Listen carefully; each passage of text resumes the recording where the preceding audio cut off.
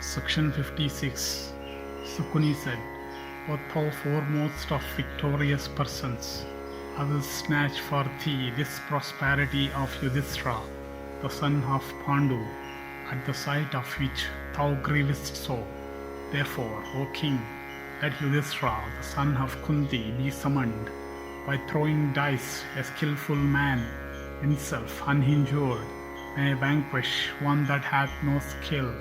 Know, O Bharata, that betting is my bow, the dice are my arrows, the marks on them my bowstring, and the dice board my car.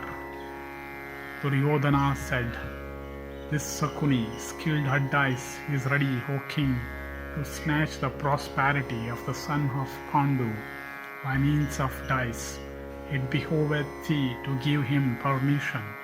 Dhritarashtra said, I am obedient to the counsels of my brother, the illustrious Vidura. Consulting with him, I shall tell what should be done in this matter. Duryodhana said, Vidura is always engaged in doing good to the sons of Pandu. O Kaurava, his feelings towards us are otherwise. He will therefore, without doubt, withdraw thy heart from the proposed act. No man should set himself to any task, depending upon the counsels of another far.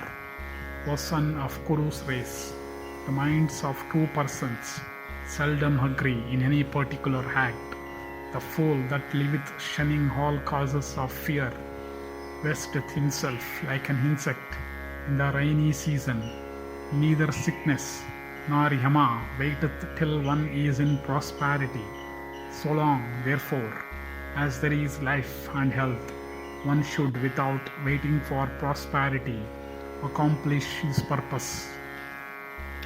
Dhritarashtra said, O son, hostility with those that are strong is what never recommendeth itself to me.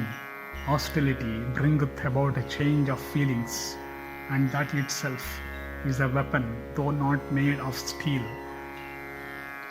Thou regardest, O prince, as a great blessing what will bring in its train the terrible consequences of war, what is really fraught with mischief.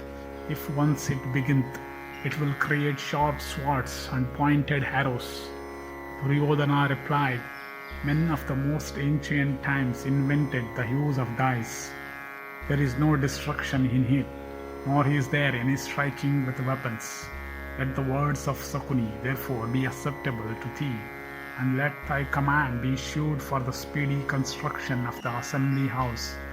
The door of heaven, leading us to such happiness, will be opened to us by gambling. Indeed, they that betake to gambling with such aid deserve such good fortune.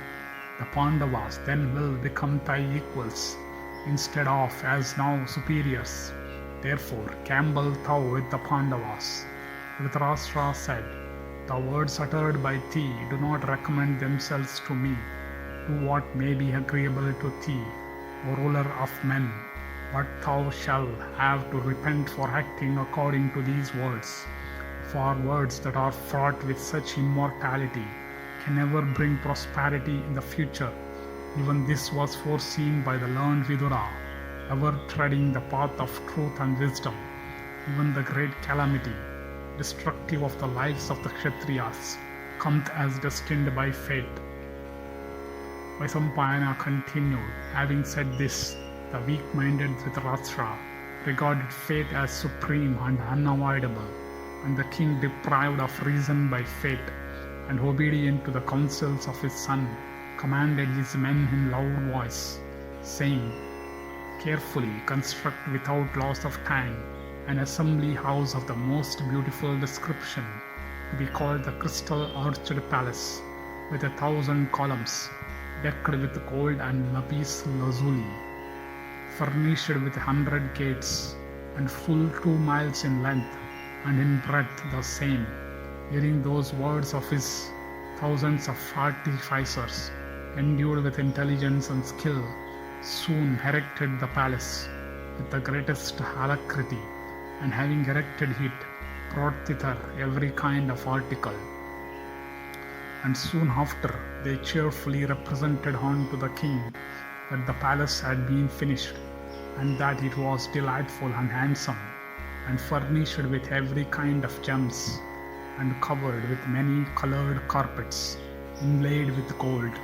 Then King Dhritarashtra, possessed of learning, summoning Vidura, the chief of his ministers, said, preparing to Kandavaprastha, bring Prince Yudhishthira here without loss of time.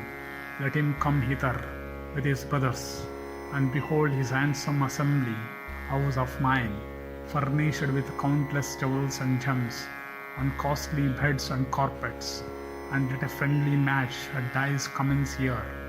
Thus ends the 56th section in the Dyuta Parva of the Sabha Parva.